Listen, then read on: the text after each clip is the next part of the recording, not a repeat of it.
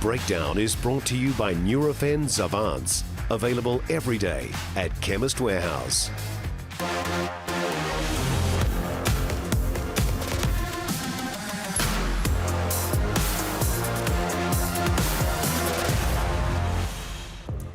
Tēnā koutou katoa, welcome into the breakdown, and what a blockbuster weekend of international rugby we were treated to over the weekend. The All Blacks starting with an absolute bang in the Southern Hemisphere, going through with a clean sweep. To relive all the action after the weekend, Jeff Wilson joins us, Justin Marshall, very special guest today, Alan Quinlan, great to have you joining us, and Sir John Kerwin as well. What did you make of the first weekend? Oh, I love it when the underdog wins. What a great weekend. Then go the Warriors. Which underdog are you talking about? The Warriors. Are they the underdogs you're talking about? Of course. No, I thought it was probably one of the best performances for a first test from the All Blacks, because I didn't think Ireland were that bad, and I thought they were really, really good at times. But the All Blacks, after a bit of an interesting start, 20 minutes, really got into their work. You're wearing your Irish green and your tartan as well tonight, JK. Is that just to welcome Alan to the programme? It is, of course. It's good to be here. Disappointed after the weekend, though, but I think a little bit of a shock. I met all these guys before the match yesterday, and they thought I was a bit pessimistic about Ireland. I thought there'd be a backlash and a reaction. There was certainly. I was pretty happy with the first 20 minutes the way Ireland started, but fell asunder for probably 11 or 12 minutes just before half-time, and then game over, really. Well, Justin, you and I, though, we caught up after the game, we had a beer, we started discussing what the game had delivered, and we found it really, really difficult to say a bad word about any of the players that were playing in the game. Yeah, we did. Bottom line, both sides played really, really well, and 42-19 didn't really reflect the amount of pressure the All Blacks were under. And that's what's great, because I'm already looking forward to next weekend, because we'd expect the All Blacks to get better, but we know Ireland are going to be better. And they were right there for big periods of this game. Look, it was great and nice to get a win at Eden Park, 48,000 people, great atmosphere, but this was just the beginning. But what was really good about it, and absolutely agree, was the fact that what we got was a test match which was really intense. Like, for all of the points that were scored, over 60 points, what I was super impressed with the physicality. Some of the skills on display, the tries, even the Irish try that Earl scored was just fantastically put together, 18 phases. Some of the All Blacks breakouts, some of their set-piece work.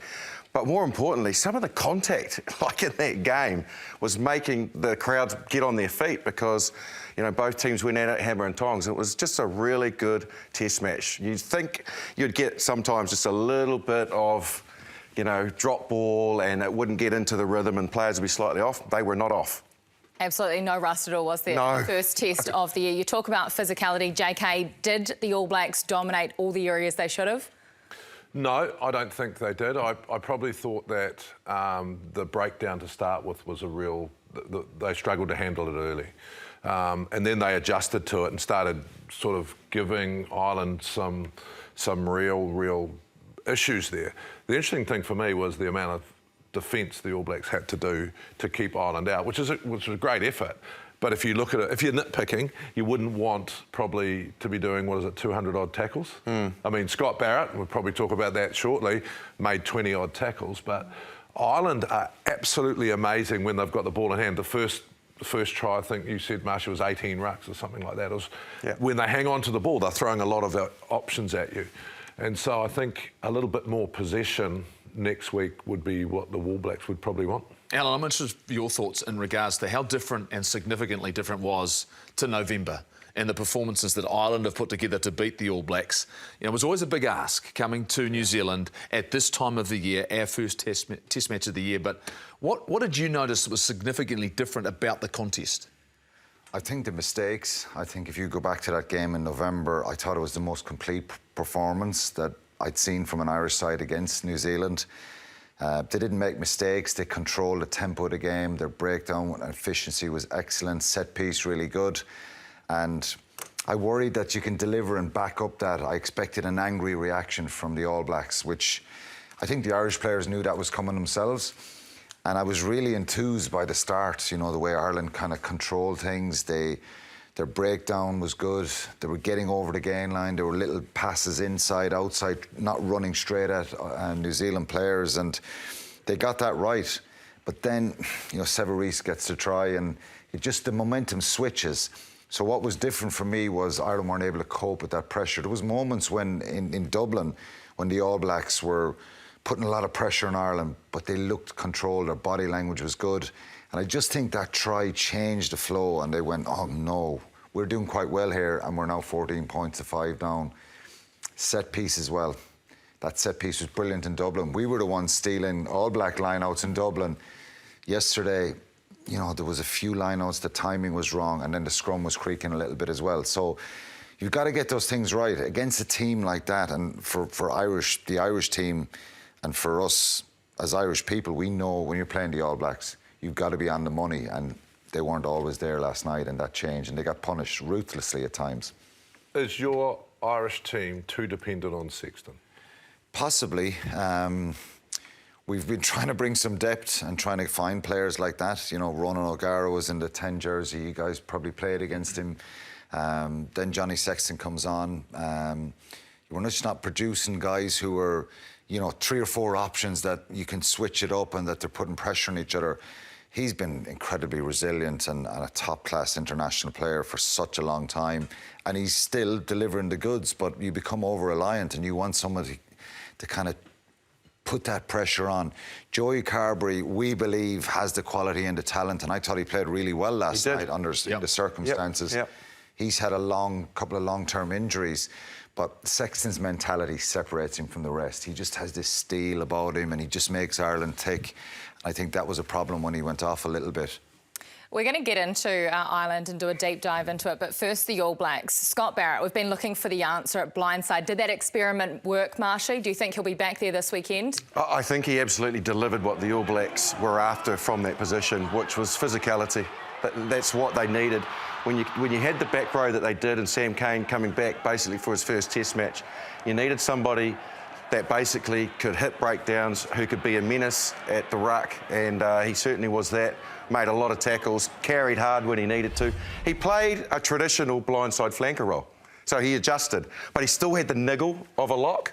He was still there over the ball, cleaning out rucks, so he balanced it out really well. So, yeah, I think the experiment absolutely worked.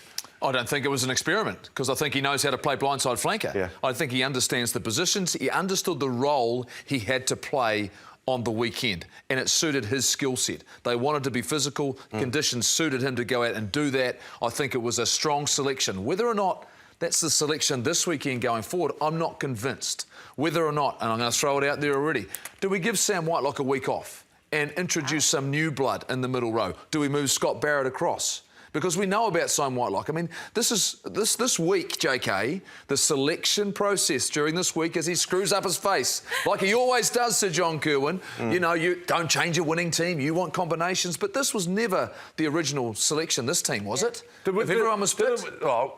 Didn't we just say how good Ireland were? We want to win the series. Put it in the bag this week and then make your changes. However, keep the pressure on. Getting back to Scott Barrett, though, this is amazing. How long ago did Jerome Kino retire?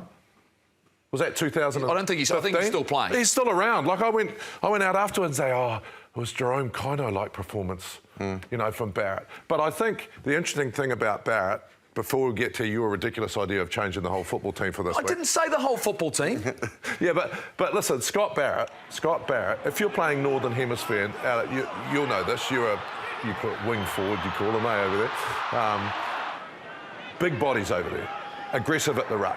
I didn't think, Marshy, that he tried too hard either. He just carried hard, like you see on the screen, and was really aggressive at the ruck. So when we play Northern Hemisphere teams, and you've got one, I know, Mahani in your team, is that how we need to play? Are we going to get back to, against Northern Hemisphere, let's just take him as he's a big body. Yeah, but the big body's got to still have balance. He's still got to be skillful because he's got to complement the way that our forwards can play. So he does that because he's a ball player. But most importantly, it balanced out areas we've been a little bit off recently. So scrum was very good. You got more grunt there. When you got a big guy who usually pushes in the second row, he's pushing hard on the flank. No doubt about it. Secondly, the line-out options it gives you. When you've got a genuine guy that can be used as a line-out option at 6, they used Artie as well, then you got Whitelock, then you got Retallick. There's no secret that the scrum was good and the line-out was good, because Barrett was on the blind side and he was optioned for all of those. And one in particular, our line-out defence in particular. Yeah. The number of times Ireland got down there, Alan, you got down and had good field position, and all of a sudden you weren't able to drive. Yeah. And I think that was really important for us. He reminds me of Tyke Byrne. Similar scenario. They're not huge second rows, but they're big back rows. You know what I mean? If that makes sense. And I want to make sure I'm complimenting both. They're incredible footballers. I think the work rate of Scott Barrett is sensational. Every international team in the world wouldn't have a problem putting him as a sixth, because he has that versatility, he has that grunt, he's low tackle focus, incredible. So, you know, Tyke Byrne can do that for Ireland. He can play in the back row. So I just think the pressure he puts in the line-out as well. You know, O'Mahony probably got the nod over Conan in the back row because of that line-out stuff and breakdown. But Scott Barrett can do that for New Zealand. He was brilliant yesterday. And to answer your second question, no. We bring in those that might have had COVID, so possibly those guys that were selected. Oh, you're going to go there now? Hold on, you are changing. You're going to go there now? Hold on, you're changing the team. Yeah, but I'm not resting 2.5 minutes ago, you were saying... I'm not resting Whitelock. No, I'm with you on that. I'm with you on that, yeah. Are you bringing back the COVID cases? Will Jordan, David Havili and Jack Goodhue? Well, I'm considering them as available. I think Havili, we need to get him into the midfield because we'll need those combinations later on. So if he's well, bring him in. I think Will Jordan has been the informed player, but I still leave Scott Barrett out there and because these are big, the Irish guys are big and aggressive at the ruck. Scott Barrett, leave Sam out there and say, Sam, big week this week, son. And then we're 2-0 up. You get the last week off. Go to Queenstown. Yeah, I'm looking at Queenstown. Yeah, hold on. I'm looking at from a perspective though of if you want to find guys can they deliver under pressure.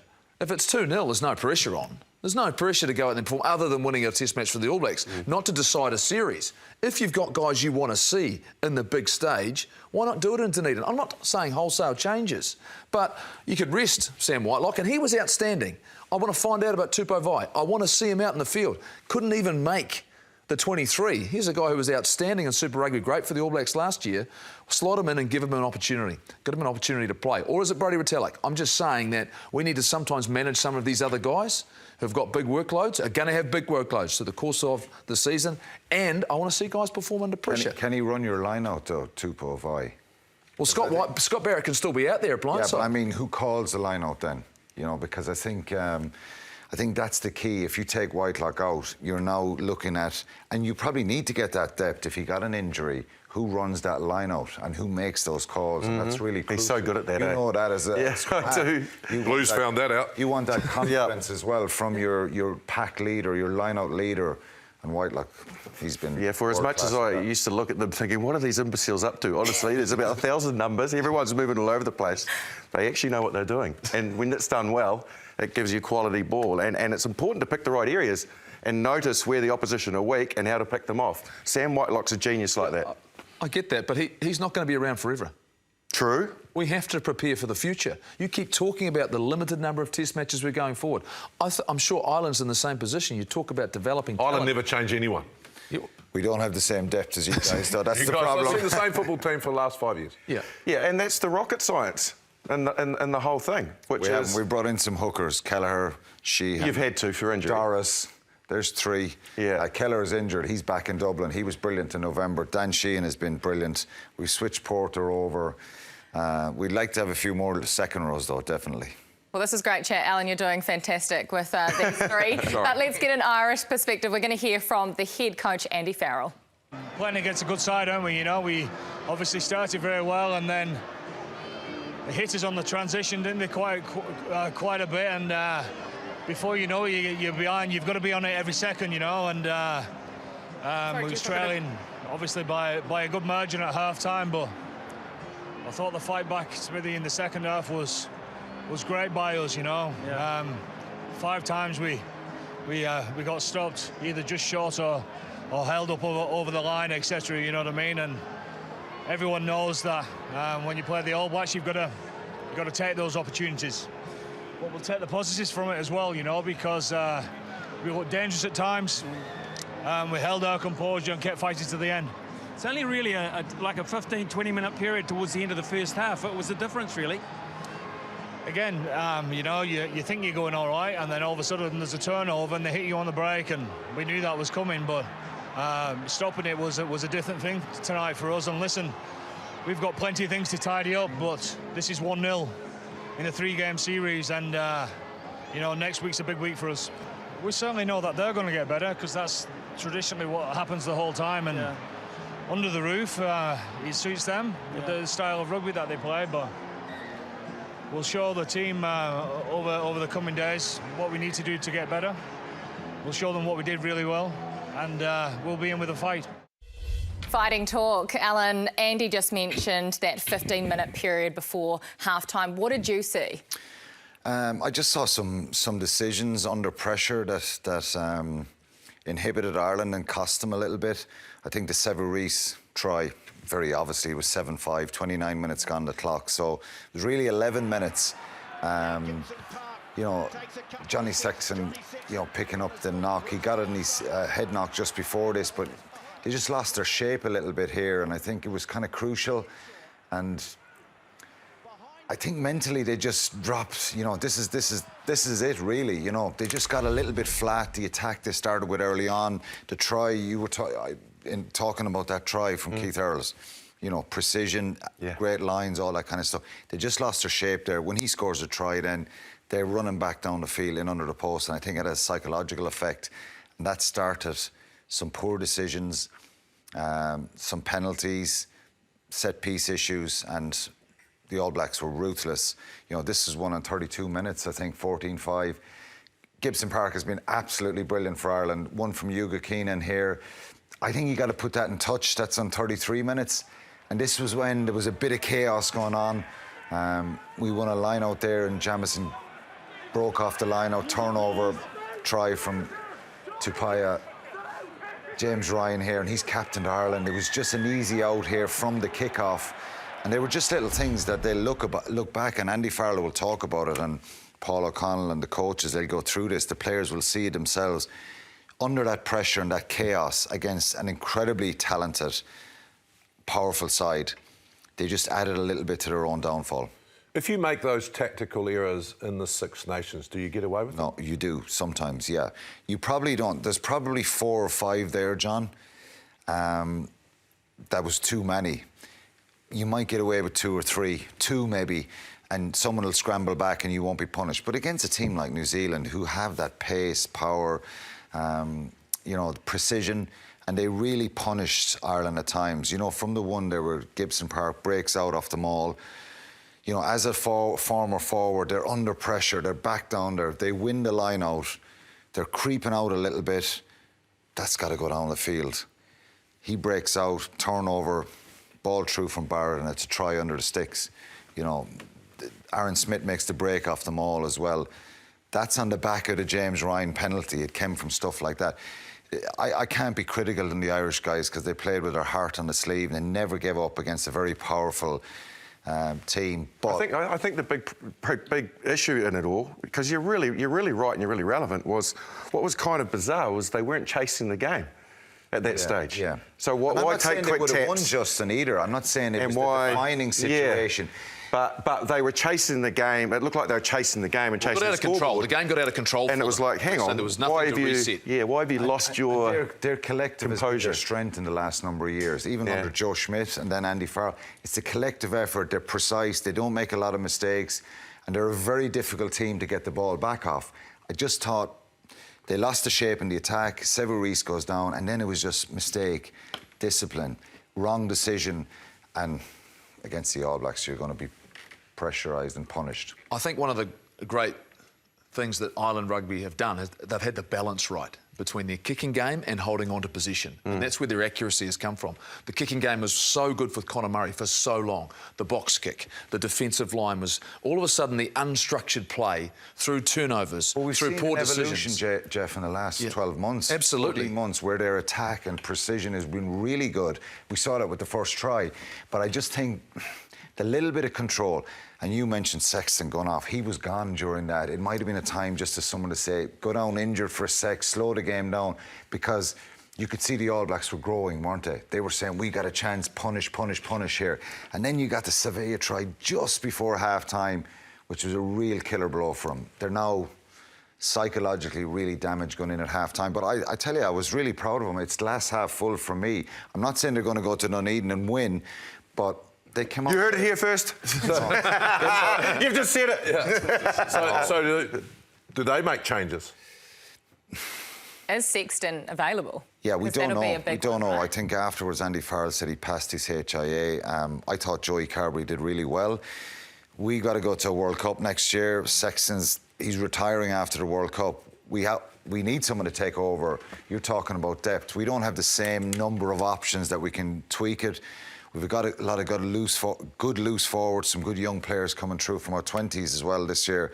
But I think they've got to try and keep as many of them together as they can. They don't have huge options, you know, and Dave Heffernan got a head knock as well yesterday. The hooker, we had Niall Scannell came out during the week. He was on holidays in Portugal, so a few issues. Keane Healy sat on the bench last night, you know, with an injury that looked like a career-threatening injury on Wednesday night, made a freakish recovery, but obviously they kept him off. So I don't know. I don't think Ireland will make many. Depends on bruises and knocks, but, you know, I thought they were... To be fair, they stuck in there last night, and the response in the second half was... There was every chance it was going to be 50-60, but they fought like really hard, and they can take a bit out of that. I mean, we're expecting a big response, right, after what we saw last night?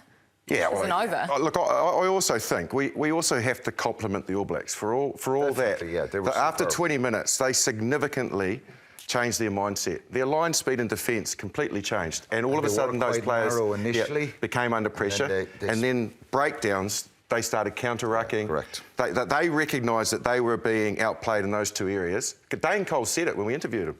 He said, we are not getting in their face. Our line speed is off. And whatever happened, the message got out there, and they changed the picture Ireland was seeing. And Ireland made mistakes, didn't adapt, made poor decisions. During that time, I thought Ireland needed to be a bit direct. Yeah. Just one-out runners, just keep it going, hold on to the ball, and they were trying to be a little ladder. So, look, it's easy to look at it and say in hindsight, but...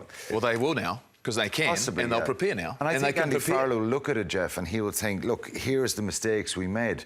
We can't afford to. There's no guarantee that you're going to go out and not make mistakes in a test match, but they'll try and fix that and give it a crack next week. Well, there were plenty of other tests over the weekend, and things got fiery at Optus Stadium in Perth between, well, an English lock and an Aussie lock, and also the coach, Eddie Jones. You look at the history of the game, whenever you get a red card, the referee evens it up. That's the history. Yeah, it's social reciprocality. That happens, mate. That's normal. And we've got to be good enough to handle that. So you don't think you've got the rub of the green? No, I didn't say that, mate. But that happens in every game of rugby. Every game of rugby I've seen. Where a team gets a red card and the opposition tries to even up, because they're nice blokes, referees. I'm not criticising the referee at all. I'm not using it as an excuse. That's just the reality of rugby. Is that the reality of rugby? What do you think, JK? Well, the reality of rugby was that both of them probably should have got a red card. The behaviour of both the locks was ridiculous. We don't need that in our game. I don't know why they didn't pick up the first sort of push in the head. That was ridiculous. I think Eddie was against a 20-minute red card. So... Go figure. You got to live it. I think what normally happens, got nothing to do with the ref, is that the players that have a red card against them lift, and they really get up for each other, and they defend, and they find another gear. That's how I see it. I don't see it anything to do with the refs. I've never heard that before in my life. Where all of a sudden he's saying in the history of the game, and pretty much everything I've heard in the game is never talked about when someone's got sent off, the referee has a sympathy towards that team. He doesn't ignore the rules and laws of the game, He just ends up refereeing. They weren't good enough to get the job done, pure and simple. They had the opportunity. Look, James O'Connor was up in the stands doing a function. He has to go and sit on the bench. They lose Quade Cooper in the warm-up. And Noah Lolesio was outstanding. He goes out there and delivers probably his best performance in the Wallaby jersey. The Wallabies and Dave Rennie, and I'm sure their chairman as well, Hamish McLennan, are all smiling because, bottom line, this was a huge step up for... I'm not giving England anything on this. This was about the Wallabies for me, and they weren't good enough to beat a 14-man Wallaby team. And so, I tell you what, you're under pressure, don't deflect. Don't deflect, it's on you, Eddie Jones. Cracks me up because before the game, you and I were talking about this game, and they talked about Lolesio coming in. We both shook our head and said, well, that's not going to be good for Aussie. Yeah, he was awesome. He's been player of the match. What do we know? Yeah. But yeah, absolutely agree. Like the Australians galvanised. Yep. And then England thought everything's not fair, and they usually grit their teeth, and they didn't. Australia really did. They showed character. I think players have moments, and I think Lolosio is good enough, but he's probably been putting too much pressure on himself. There he is thinking he's got to get the pies and the chips for the bench, and he's on. And he probably hasn't put as much pressure on himself during the week. He's just gone out there and played his natural game. Yeah. I always remember Ardi Sevilla coming on against Argentina. I think one of the Whitelocks was playing number 8, got injured, and it was the beginning of the Ardi we see today. Sometimes, Alan, we've all done it, players put too much pressure on themselves. I just think we went out and played probably over-analyse. I just thought that Australian performance, there was a little bit of grit that they have been missing for the last few years. There was a little bit of character that I saw from them, and a real physicality as well. So it was well-deserved performance from them, I think. Well, they were really good. Grit from Australia, niggle from England. We're going to see one of the instances that led to the red card between Jonny Hill and Darcy Swain. Is this sort of character normal from Jonny Hill, Alan? No, I haven't seen it. I think he's pretty physical, but I've never really seen it. They seem to be had a real issue with each other right from the start of this game. He should have been punished for that. You can't kind of do something like that pretty clearly. He should have went off for that, and he may have an issue afterwards, but look, you don't want to see that. You don't want to see... I think Darcy Swain, a little bit of inexperience, he kind of bit a little bit, didn't he? And he should have kind of put that in here or into his brain and waited to try and, get him in a tackle. Hair pulling, come on. No, I mean, isn't that one of the unwritten rules in the game, that you don't do this sort of stuff? No, I mean, no way. it's mullet on mullet. That's what they're going for. Like, what? Yeah. I mean, what? Are you serious, JK? Justin, I mean, what's the game coming to if that's what they decide, driving in a mall's all about? And to be fair, if they dealt with the first one, where the guy's been pushed in the face, this may never have happened. I think they missed it. And look, he retaliated, he headbutted. Bottom line, he has to get punished for that. But look at this. This is what really annoys me. Look at this guy. Yeah, but what did I do? What did I do? Our game, we need to be very, very careful. So our game does not need both of those guys pulling here and stuff. Rugby's a hard enough game as it is to be aggressive and technically good, but aggression is not violence. And that is ridiculous for me. They both should be banned for a long, long time, because it's not the message that we want to send to our kids coming up. And then he goes like that. It's like when the game, we don't want to see our rugby players taking a fall like sometimes you might see in other codes, especially football. We've got to clean it up. They should be throwing the book at both of them. And he goes and headbutts. Now, I'd probably, reacting to... It's frustrating, but headbutting is not the answer to it. But he needed to be protected before that by the officials. You're nodding away, Marshy, have you? Yeah.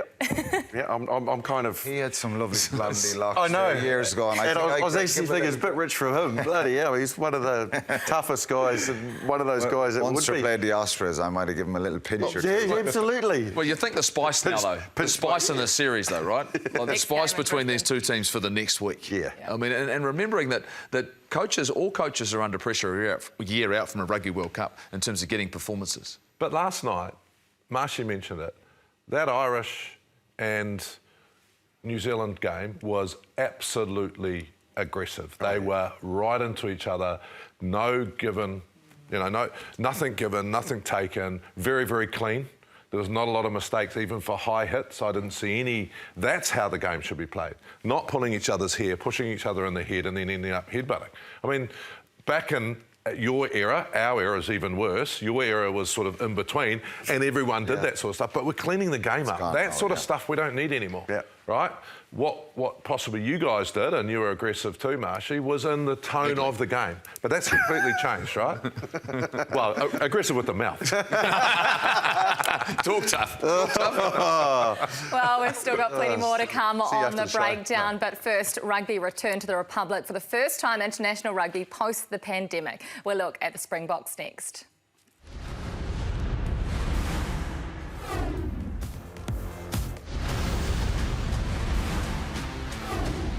For Wales, the 5 metres out, the reinforcements will come through.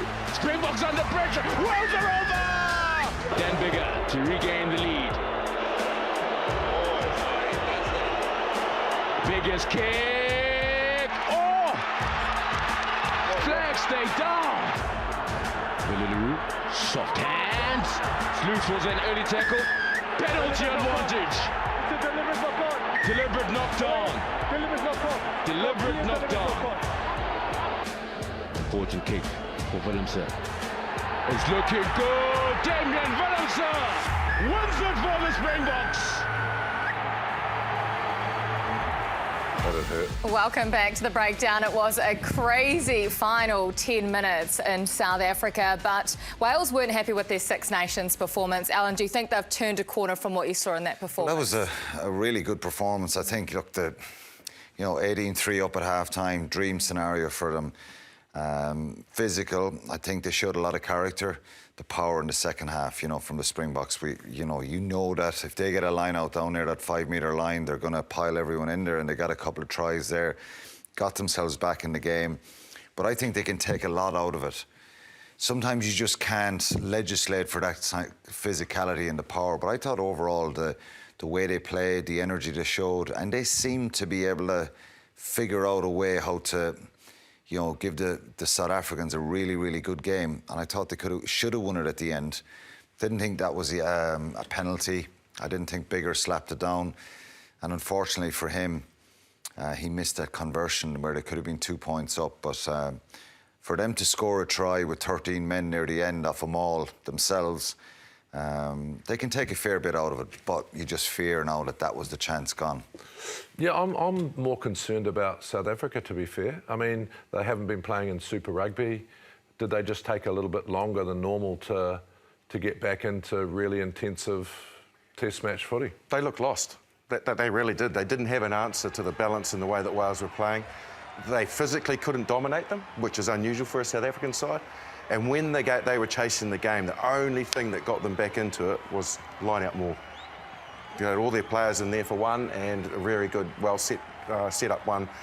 Before that, I think, both hookers scored, but not the style that we had seen them become world champions for. I was very surprised at their lack of, the lack of game plan, a lack of precision out there. Oh, I think it was a typical first test match of the year for them in regards to bringing their players together from around the world. It's one of those things, their players are everywhere. Argentina had to face that. They did pretty well against Scotland, but if you think of this performance for the Springboks, they got out of jail, they survived this game, and I think they'll look at that and go, you know what, this was almost like our first hit out. A straight out first hit out. We'll be better. Look, all the names, all the faces are there. They're fit and healthy. The one guy who didn't play was Andre Pollard. He wasn't involved. I think he's a major, major player for them at first 5'8". Elton Junkies is a player who's been there or thereabouts, but never really delivered as a starting first 5 at an international level. Andre Pollard, to me, is the guy who's led them and driven them in World Cups, has driven them to success. I think they'll be a significant team when he gets back out there. Oh, I just think it's that balance that we spoke about. I think, when you look at the championship where they played that first game and it was just a maul, high ball, this is against us. And then they went out and later on in the series and played expansive. It's when they get that balance right. And I think, Yankees hasn't had his Lolosio moment yet. He still hasn't been able to find that balance. He's had plenty of chances. It's a bit like Sexton for you guys, a bit like Sexton. Although the other player's very good, he just brings a calmness and go, we're under pressure, I'll kick it, I'll bounce it out in the corner. It's that stuff that Pollard brings. They'll be ready when we arrive in South Africa. I can tell you that for a fact. Yeah, they will. They'll be ready. I can tell you something. We've got a good balance on this panel of smarts, bit of fire, and we've got our trivia question. Here we go. We do this every week, so I've got a trivia question for you at home and for our panel, of course. This week, Keith Earls is second on Irish's all-time try-scoring list. Who sits first and third? Do you think that's a bit biased? It is a little bit. I'll stay out of this, lads. So where you go? No, please don't. Please stay in it. So you're not sure? You're not sure? I think the old I'm not sure. So all of a sudden I was watching on the screen last night. Oh, right. Well, these guys made it. Here we go. We'll take a quick break and we'll come back with the answer for you.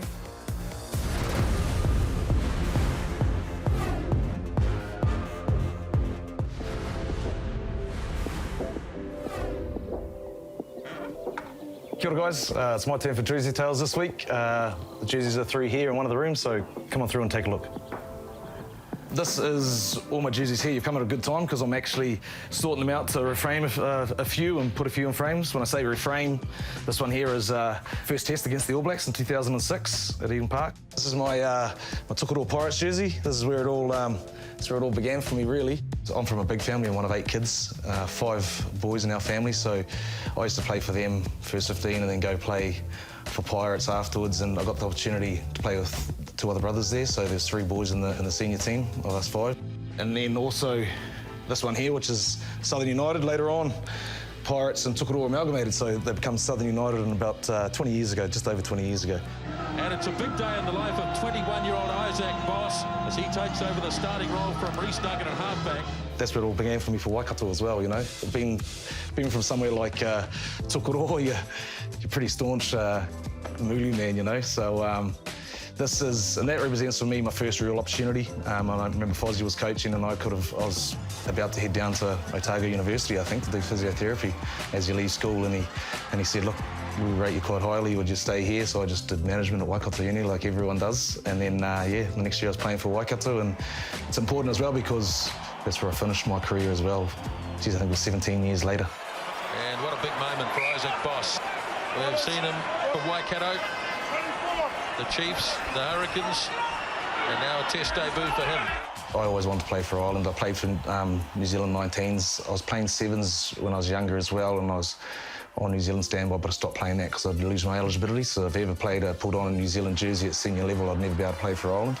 And then 2004, I got the call that you'd been selected on the end of year tour, you know, so I was like...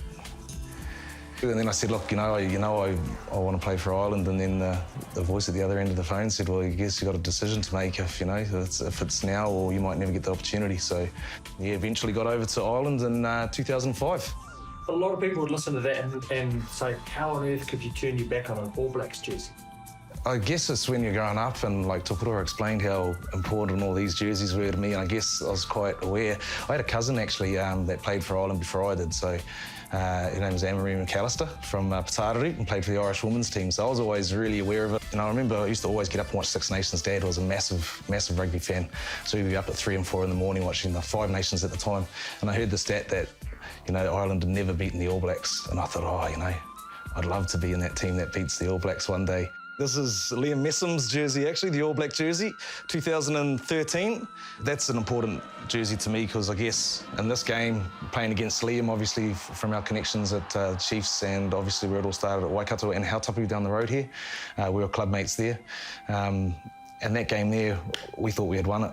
And then obviously that's the game in Dublin, which was the last kick that they took twice. For me, it just symbolises everything about rugby connections with Liam from home. I'm pretty happy that Liam, came up afterwards and said, we've got to swap this jerseys, man. We've got to swap this. How cool is this in Dublin, So, yeah, that's a great story. That's Ireland against England, if you look there in the centre, 2007, and that was at Croke Park in Dublin.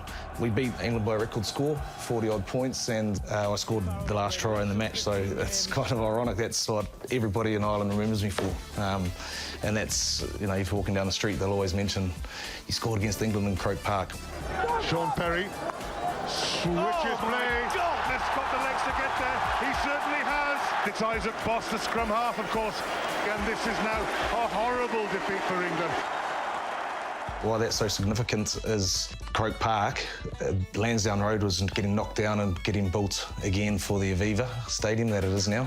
So they had to find a place to play their home matches, and they actually ended up renting out Croke Park. And Croke Park's the bastion of Gaelic games, all Irish sports. So the Catholics played Gaelic football, and the Protestants and anyone else or foreigners played rugby, and it was the whole idea of having a foreign sport being played on Croke Park, and especially being the English as well. So it was quite controversial, and you'd get goosebumps. I remember at the time of the anthem, there's all the guys crying and a bit of a hush going through the crowd, and it was actually a turning point in Irish rugby, I think. So we beat the English by a record score. After that, they were like celebrating. All the Gaelic guys were watching rugby. It sort of united the country, and I think they're paying the dividends for it now that, there's just a massive supporter base, and young kids from any denomination or religion of playing rugby. It's brilliant. All right, guys, that's my Jerseytails. Thanks very much for letting me share it. The memories. They must bring back some fond memories for you as well, seeing some of that footage, Alan. But what sort of impact did Isaac Boss have in Ireland and some of the other Kiwis that have gone over? Oh, brilliant. You could list them all off, but Bossy was full of joy and happiness and real bubbly character. He was with Ulster, he was with Leinster, brilliant player as well. And, you know, just being in training camps with him or playing with him for Ireland, really positive energy all the time. And he was loved there, really, really popular. And he had a big impact. There's more. Dougie Howlett, Rua Tipoki, guys I played with Munster, Lafemi Maffey, Jason Holland, the Hurricanes coach. He was playing club rugby when he got a call up for Munster in 99-2000 season. So yeah, incredible impact from those guys. But Bossy was really, really popular in that Irish jersey as well. OK, well, time now to answer the trivia question. They've had enough time to think. They've had about 8 minutes. Have you had enough time at home? Just a reminder, this is the question. Keith Earl sits second on Irish's all-time try-scoring list. Who sits first and third? Marshy? Well, look, I don't. If this is wrong, I'm going to look like a complete idiot. That happens often on the show. Yeah, but Brian O'Driscoll has to be one of them, and I would suggest he's probably the top try scorer. And my other outlandish guess was a former teammate of mine at the Ospreys called Tommy Bowe. Anyone else agree? Or I've got O'Driscoll first and Stringer third, just because he Stringer, just because he played for 354 he only scored million years. And I'd try every now and again. Well, here is the answer. What are the answers? Here they are. You need to know the answers, don't you? You need to know the answers. You need to know that. Oh, there it is. Justin Marshall. He might have got a little bit of help, though. Did not. You got a little bit of help from Alan. Stop it. Brian O'Driscoll, there he is. He scored 46 tries, and Tommy Bowe scored 30 tries. Good ratio there for Tommy Bowe. You think about that. You need to remember the answers to the trivia question. Why? Because this is your opportunity. This is your opportunity to go to the captain's runs for the All Blacks this Friday in Dunedin. I was there at Eden Park on Friday with our winners, but we've got 2 double passes to give away to watch the All Blacks captain's run in Dunedin, thanks to Ford, the official sponsor of the All Blacks. That is Friday afternoon. To be in to win, you have to list those 2 winners. There I am. Blowing up. JK's blowing up. What are you blowing up about? The fact we were at the captain's run, we knew what was going to happen. They trained incredibly well. It was a nice afternoon out there. Nice pictures too. Well, a great opportunity to see the All Blacks. No, you guys go to the All Black trainings and go to the All Black selections. Oh, fine. you didn't get an invite. Marsha and I will just work. Yeah, it's all good. Don't worry. You were at a function. It's all good. You were at a function. That's exactly. And so were you. You had double. You guys take all the good jobs. You went That's for all 2 good. functions. But seriously, I wanted to go back. I wanted to go back. Did I, in that Jerseytails, did I misunderstand that Isaac Boss turned down an All Black jersey to play for Ireland? No. An underage one, I think it was under 19s, was it? He got selected. No, didn't he say? And the 7th, so he's. I need to dig a bit deeper on that. That's a big call, Marshall. Amazing call. It is a big call. Yeah. Why? You wanted to play for Ireland. I know, but why? I need to know more. I think it's probably because I was playing for the All Blacks at the time, mate. Might have something to do with that. Oh, nice. Oh, I love the modesty. No, bossy. I'm kidding, mate. I'm kidding. You're the man.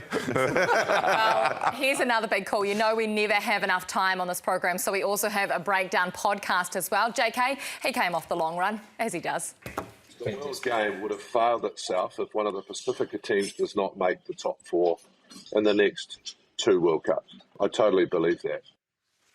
So you're giving one of the Pacific nations 2 World Cups to make it into the semi-finals. It's a big call, JK, but an important one. Explain why. Well, I just think them coming into, Moana Pacifica and the Fiji draw coming into Super Rugby has been outstanding. I think Fiji will push a lot of the Northern Hemisphere sides. I think Scotland would be under threat. And I just think we need to open our game up, not to be so protective. The great thing about Japan, I know they got beaten the other night, was that after making the top 8, they're getting some of the bigger games, playing France, playing Australia. Yep.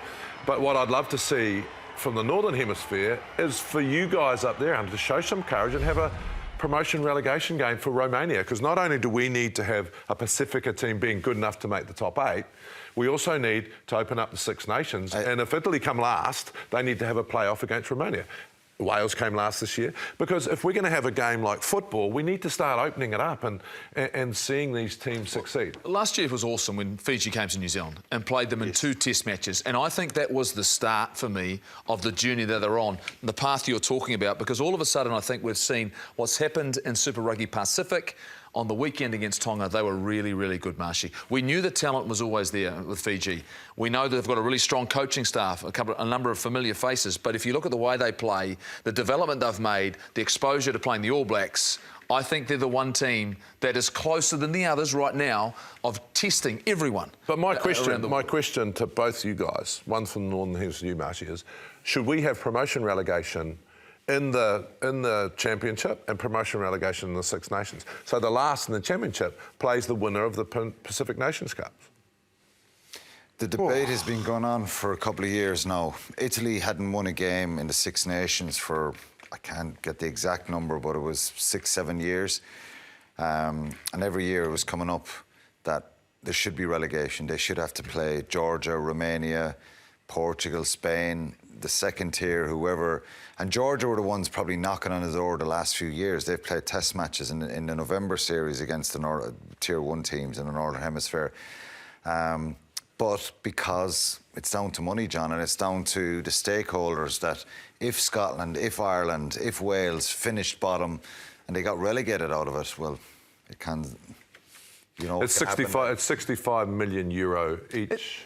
They get from the Six Nations. But the attention it would bring, and the fact we're talking about whether or not, you know, the Rugby Championship or Sanzar needs to expand and include maybe one of the island teams, one of the Japan maybe, Marshy. But bottom line, their teams need to get exposure and opportunities. But I think the development of the teams, they're getting better, right? They're getting closer. The gap might still be, like it was with the All Blacks last year with Fiji, 30 to 40 points. But it took a lot longer for it to become 30 to 40 points. It wasn't from when we played them, minute 1 to minute 80. It took a long time. I think the development is well and truly there. I think, yeah, I do, but I also feel exactly the same way about tampering with that main product because there's so much money involved and absolutely we need to continue the development, but I think the progression is to go through the likes of Super, the European Cup, whatever it might be, getting those players more exposure so when they come together, they're better players, like what's happening with the Drua and Fiji. And then World Rugby giving them bigger fixtures. That's the key. Yep. Fiji can't wait another 6 years to play the All Blacks. They should play them next year. Yeah. They should regularly get competition against the top-tier nations. If they do that, they'll improve. If they continue to play each other, exactly, they're not going to get anywhere and they're not going to learn. So I would go down that pathway. Do you think maybe that's what happened to Argentina when they were in, when the Jaguares were in Super Rugby? They got to that point where they were good enough, experienced enough, had played New Zealand teams through Rugby Championship to get their win. And that's significant, you know. It's just like Ireland beating the All Blacks, right? Yeah, those big wins are significant. Exactly. Japan beating South Africa in a Rugby World Cup. Sunwolves. Yes. You know, Japan got better. The global league and the global calendar. And I think that's where we may see some movement in the next couple of years, where you'll still be in the Six Nations, but in a global league, you may have to do relegation. There'll be a couple of tiers in that. It could happen. I think it's coming sooner rather than later. Well, we've not got quick hits tonight, but Jeff, you've actually noticed something about the game last night that you want to touch on. Well, look, and this is just a question. We've talked about this for a while now, is the fact the impact the scrum has on the game. The fact in terms of teams and games losing momentum. So last night, I got someone to do the research and look at when the game stopped and when the game restarted. And this is a restart, remember, the scrum. That's what it is, a launching platform. There were 13 scrums in the game last night. It took 13 and a half minutes in total out of the game. Now, I'm not saying out of the game in terms of that is when the game got started again. Now, if you add that to the 9 kicks at goal that happened, and you've got up to a minute and a half, most teams don't take a minute and a half, but up to that, there's between 22 to 25 minutes of the 80 where there's actually no rugby being played. You know, and to me, is that what we want in the game? Is that how important the scrum has become? That it's at the moment 17% in terms of time of last night's game was spent on the scrum, Alan. Do you think the scrum is that critical to the game of rugby union? It's a difficult one. I think they've tried to tidy it up and stop all these resets. I was on commentary last night. You were on commentary. What we saw last night was a messy scrum, reset, Next scrum, penalty, free kick. So they're being encouraged. We're not going to have 4, 5, 6 scrums like we did have. Thankfully. I think it's got better. I think it's got better. I think they're trying to police it. I don't have the answer of what you do. I think a scrum is a really vital part of it. The same way for me when I played in the forwards that a maul is. I think the maul is a complete mess, but scrums do eat up a lot of time. And it's a big focus now for all teams, ball and play time. You know, and we see in the French league, ball is out a lot, it's a lot slower, and you would think it's throw it around, jouer all the time. It's not. But it's an issue. It's an issue in the modern game with the scrum. I think it's got better, Jeff, but when you kind of give those stats to the viewers and people, it's alarming, really. That's why I asked you. I didn't ask these two because he's got no. I just feel sorry. I feel sorry for the poor guy you made study all those scrums. No, I didn't make them study. Yeah, they fast forwarded and fast forwarded. 45 seconds. Namesake. 45 seconds from the whistle to get the scrum formed and set. Done. Now we've got 45 seconds, and That's it. 1-0. That's my answer. It's 1-0. The series is by no means over. Predictions for Dunedin? Oh, I think it'll be 3-0. I thought if we could win last night, then we'll continue to get better if we don't make too many changes. What happens in Dunedin? You want a quick answer? I don't know. I think we'll be better. I think Ireland will be better, and I think they'll pick themselves up. Whether they'll win it or not, I think it's still a tall order. Who wins, Marshy? Both teams will be better. The All Blacks will get the job done, though. Jeff? I think the All Blacks will win. That's all. That's all. Thanks very much, Alan. Thanks, Alan. Appreciate it. Great to see you in Thanks so Dunedin. much, Alan. And we'll see you all next week as well. It's a new year of international rugby, and Ireland come to Eden Park to try and storm a fortress that has for 28 years withstood all challenges. Sexton, ring-rose the infield pass, now they go wide to the Vincent Keithers, it is over! Little control for Cooper, it sits it, and he's in! And now Arnie Salvia busting through, can he sneak away? Oh, no, brilliant try! Ireland came looking for their first win in New Zealand, but not here. The All Blacks say, this is our house. Breakdown is brought to you by Nurofen Zavance. Available every day at Chemist Warehouse.